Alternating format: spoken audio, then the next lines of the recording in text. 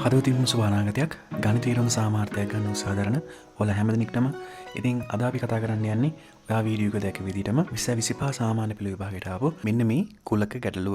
ඉතින් මේ ගැටලුව සම්බන්ධයෙන් ඔයා දැනගන්න ඕන සීලම විෂය කරුණු ටික මේ වීඩියෝ එකේදී සාකච්ඡා කරනවා. ඉතින් මේ ගණිත දැනුමත් එක්ක ඔයාට ඉදිරි විභාගවලදී ඉතා හොඳ ප්‍රතිඵලයක් ලබා ගැනීමට හැකි වෙනු ඇතයි මම හදවතින්ම විශ්වාස කරනවා. හරි එහෙනම් ඉතින් ඔය වැඩි කතා නැතුව මෙන්න මේ ගැටලුව හදන්න අපි යමු.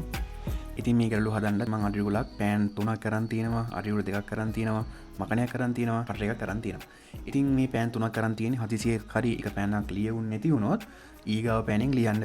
ඉතින් එහෙම ලියන්න තමයි තියෙන්නේ. මේ පෑන් අලුත් පෑන් නෙමෙයි, පදම් කරපු පෑන්. ඒ කියන්නේ කාලයක් තිස්සේ ලියපු පෑන් තමයි අරන් යන්න ඕනේ. අලුත් පෑන් නම් ඉතින් අරන් යන්න එපා පුතේ. ඉතින් මේ පැන්සල් දෙකක් කරන් තියෙන්නේ එක පැන්සලක උල ගැලුණොත් අනිත් පැන්සලෙන් ඒ වැඩි කරගන්න පුළුවන්කම නිසා. ඉතින් අපි විභාගයට යනකොට ඔයගේ දේවල් වලට ලැහැත් වෙලා යන්න ඕන. හරි ඉතින් අපි වෙන් රූපය අඳුන ගන්න අපි යමු. ඉතින් මම මේ වෙන් රූපය ඉතා ඉක්මනින් මම බෝඩි කැඳ ගන්න. ඔයාලට පැහැදිලි කරගන්න ඕනිකම නිසා. හරි ඔන්න ඉතින් මම දීලා තියෙන වෙන් රූපය නම් තියෙන්නේ. මෙතන ඉතින් මේ රවුමින් කියවෙන්නේ පූසන් කියලා. මේ රවුමින් කියවෙන්නේ බල්ලන්. මේ රවුමින් කියවෙන්නේ හාවන්. හරි දැන් ඉතින් මට කියන්නකෝ මෙන්න මේ ප්‍රදේශයෙන් කියන්නේ පූසන්ට කැමති මිනිසුන් ඉන්න ප්‍රදේශය තමයි මේ ප්‍රදේශය. පූසන්ට කැමති අය ඉන්න ප්‍රදේශය. ඒතර මේ ප්‍රදේශයෙන් කියවෙන්නේ බල්ලන්ට කැමති අය ඉන්න ටික තමයි මේ ප්‍රදේශයෙන් කියවෙන්නේ. මේ ප්‍රදේශයෙන් කියවෙන්නේ බල්ලන්ට කැමති අය ඉන්න ටික. එතකොට ඒතර මෙන්න මෙතනින් කියවෙන්නේ මොකද්ද? මෙතනින් කියවෙන්නේ මොකක්ද? මෙන්න මේ ප්‍රදේශයෙන් වට කරත්. ඒ ප්‍රදේශයෙන් කියන්නේ මෙන්න මේ සුරතල් සතුන් 3 දෙනාගෙන් එක්කෙනෙකුටවත් කැමති නැති අය. තමයි මේ හරි ඉන්නේ. එතකොට මට කියන්න මෙන්න මෙතන මේ ප්‍රදේශයේ කවුද ඉන්නේ? මේ ප්‍රදේශයේ කවුද ඉන්නේ? ඔයාලට දැනගන්න පුළුවන් මෙතන පූසන්ගේ පැත්තේ ඉන්න ඕන, හාවන්ගේ පැත්තක් තියෙනවා. එහෙනම් පූසන් සහ හාවන් පමණක් කැමති අය ඉන්න ප්‍රදේශය. පූසන්ට සහ හාවන්ට කැමති අය පමණක් සිටින ප්‍රදේශය තමයි මේ ප්‍රදේශය. ඒතර මෙතන තියෙන්නේ බල්ලන්ට සහ හාවන්ට කැමති අය ඉන්න ප්‍රදේශය තමයි මේ ප්‍රදේශය. බල්ලන්ටයි හාවන්ටයි පමණයි. ඒතර මේ ප්‍රදේශය මෙන්න මේ ප්‍රදේශය අන්න ඒ ප්‍රදේශයේ ඉන්නේ මේ වර්ග තුනටම මේ සුරතල් සතුන් 3 දෙනාටම කැමති අය ඉන්න ප්‍රදේශය තමයි මෙතන ඉන්නේ. ඒතර මෙතන ඉන්නේ කවුද? බල්ලන්ට හා පූසන්ට පමණක් කැමති අය ඉන්න ප්‍රදේශය තමයි මෙතනයි. ඉතින් මෙන්න මේ විදිහට මෙන්න මේ දීලා තියෙන වෙන රූපය අනිවාර්යයෙන්ම ඔයා හඳුනාගෙන යන්න. ප්‍රදේශය වලට හඳුනා ගන්න පුළුවන්ද?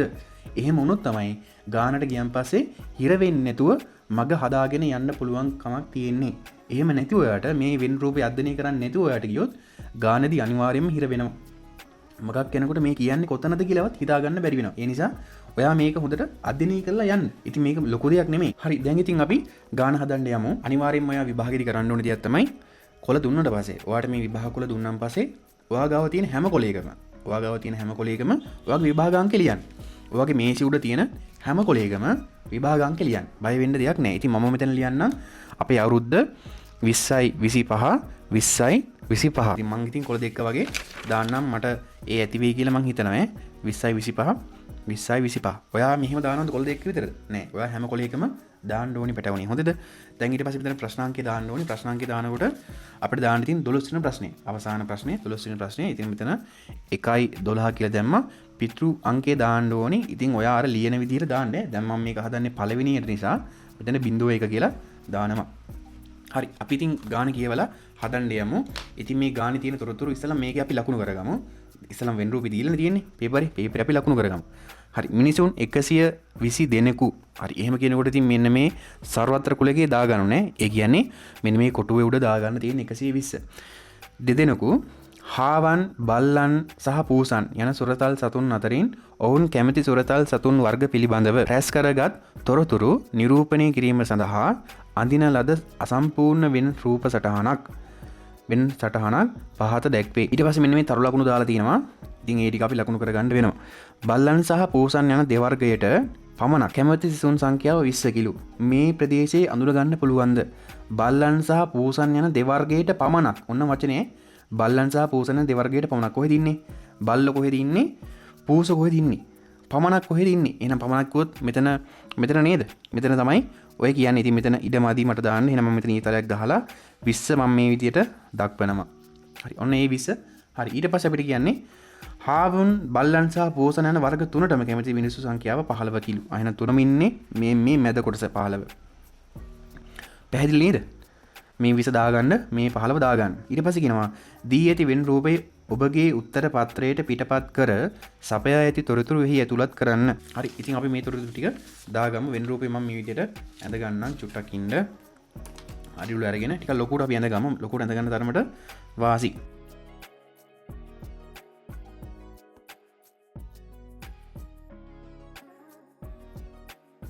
ඉතින් අර කව කටුවරේ මැරගෙන රවුම් ගන්න ඕනේ. ඉතින් ඔයාගේ අතේ හුරුට ගනින්න ඕනුනේ මේකේ අර රවුම සම්පූර්ණ වෙන්න ඕනේ. රවුම සම්පූර්ණ වෙන්න ඕනේ මේ විදිහට. සම්පූර්ණ වෙන්න ඕනේ එච්චරයි. ඊට පස්සේ මේක මොන අලගිරියක් වගේ තමයි තියෙන්නේ. ඉතින් කමක් නැහැ. ඉතින් රවුමනේ සම්පූර්ණ වෙන්න ඕන. ඊට පස්සේ මෙන්න මේක. දැන් ඉතින් ඔය ඊතල දාලා ලියන්න තියෙන. ඉතින් මෙන්න ඉතින් මම වෙන රූප ඇඳගෙන තියෙන. ඉතින් මේ විදිහට ඉතින් ඇඳ ගන්න තියෙන අර කව කටුවේම අරගෙන ගහන්න යන්න එපා. හරි. දැන් ඉතින් අර කියලා තියෙන දත්ත මොනව කරන්න ඕනද? මේක දක්වන්න ඕන. පැන්සලෙන් අපි ලකුණු කරගමු. මේක අපිට ලේසි. මෙතන 120 එන්න ඕන. ඊට පස්සේ මෙතන 20 මෙතන 15 වර්ග තුනටම 15ක් ඉන්න. මෙන්න මේ ටික මම ලකුණු කරගත්තා මේ. 15යි 20යි 120යි. හරි. දැන් ඊට පස්සේ අපි රෝම ඉලක්කම් එක අපි හදන්න යමු. පළවෙනි රෝම ඉලක්කම කියන්නේ බල්ලන් සහ පූසන් යන දෙවර්ගයටම බලන් සහ පූසන් කියන දෙවර්ගයටම කැමැති මිනිසුන් සංඛ්‍යාව කීයද? බල්ලොයි පූසයි. බල්ලොයි පූසයි ඉන්නේ කොහෙද?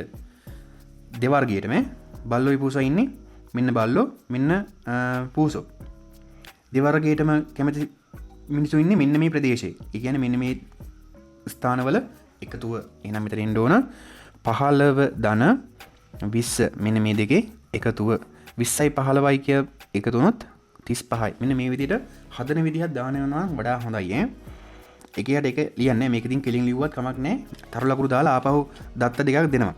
හාවුන්ට කැමති මිනිසුන් සංඛ්‍යාව 42කි. අයන ඒක අපි එකක් දක්වමු. හාවුන්ට කැමති උන් ඉන්නේ 42. එහෙනම් මේ වෘත්තයේ උඩ 42 දාගන්නවා. හාවුන් සහ බල්ලන් යන දෙවර්ගයට පමණක්. හාවුනුයි බල්ලන් දෙවර්ගයට පමණක් කිව්වොත් මේ මෙතන ඉන්නවා 23ක්ලු. ඔන්න ඉතින් මේ දත්ත ටික අපි දාගත්තා. ඊට පස්සේ අපි රෝම ඉලක්කම් දෙක කියමු. මෙම සුරතල් සතුන් වර්ග 3 අතුරින් දෙවර්ගයකට පමණක් කැමති මිනිසුන් සංඛ්‍යාව කීයද? දෙවර්ගයකට පමණක් ඉන්නේ කොහෙද? බලන්න මෙතන ඉන්නේ දෙවර්ගයකට පමණක්. කවුද දෙවර්ගය? බල්ලන්ටයි හාවන්ටයි. මෙතන දෙවර්ගයක් පමණයි. පූසන්ටයි හාවන්ටයි. මෙතන වර්ග දෙකකට පමණක්. බල්ලන්ටයි පූසන්ටයි. මෙතන වර්ග තුනමනේ. එහෙනම් මේ තැන් තුනේ එකතුව තමයි එන්න ඕන. එහෙනම් මේක ගන්නෙ කොහමද? 42කින් මෙන්න මේ දෙක අඩු කරලා මෙන්න මේ කොටස් තුනේ එකතුව තමයි ගන්න තියෙන්නේ. ලියන විදිහත් මේක පෙන්නමු.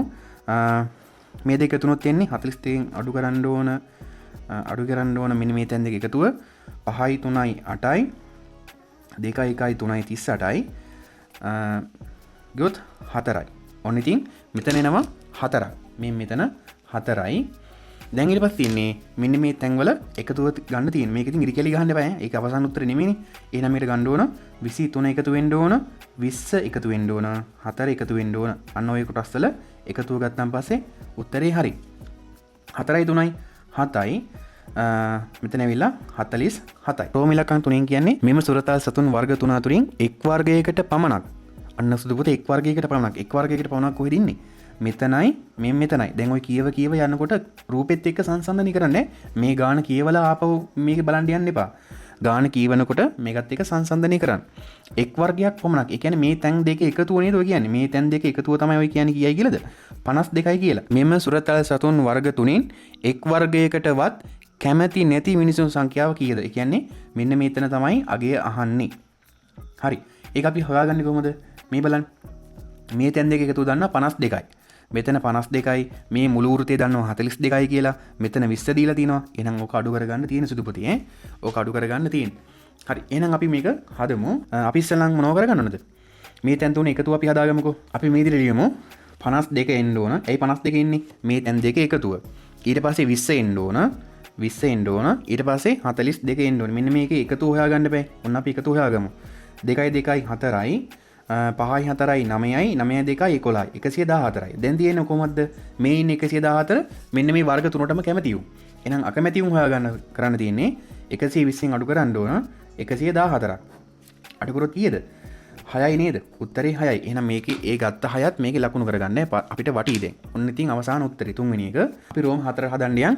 රෝම 4ෙන් කියන්නේ බල්ලන්ට පමණක් කැමති මිනිසුන් සංඛ්‍යාව 30කි. බල්ලන්ට පමණක්. කොහෙද බල්ලන් පමණක් ඉන්නේ? මෙතන නේද? බල්ලන් පමණක් 30යිලු.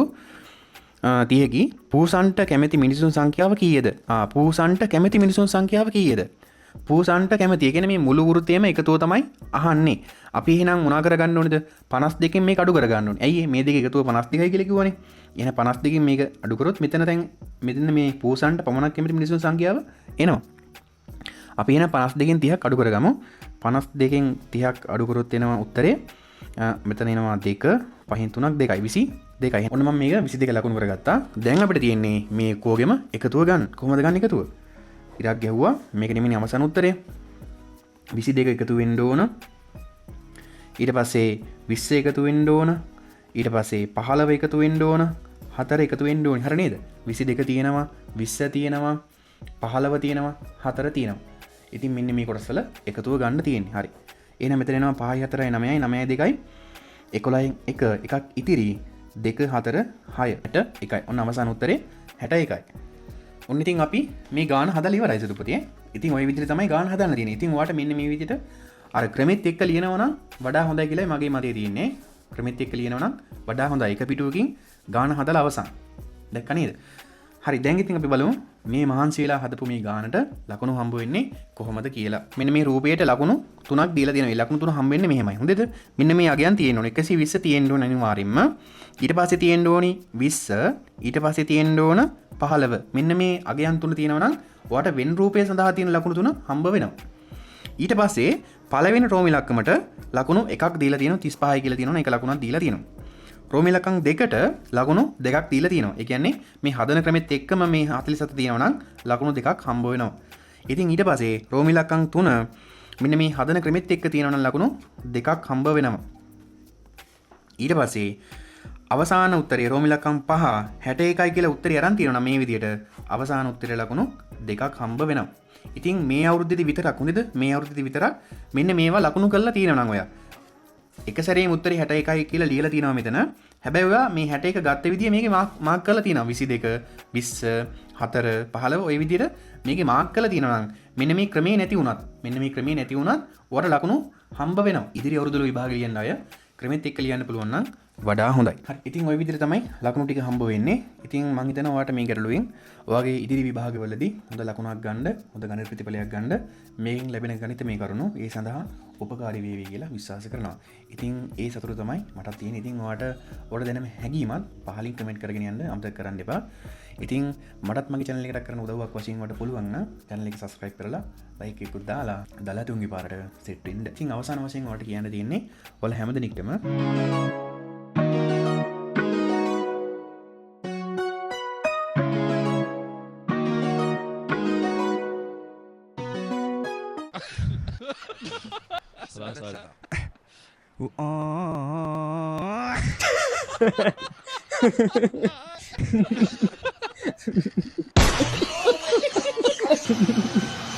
Hi.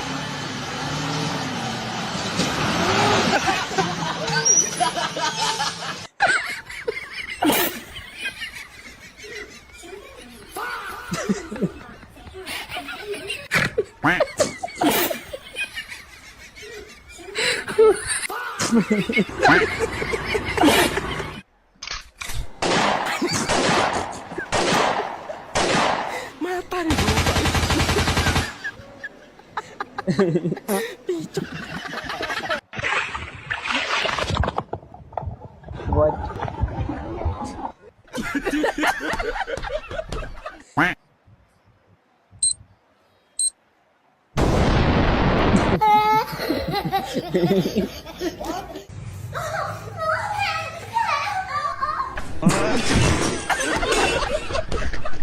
No.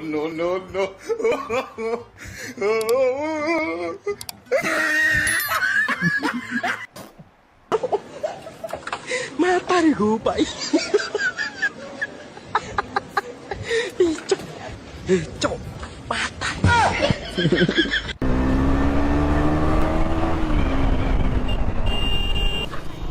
Woi.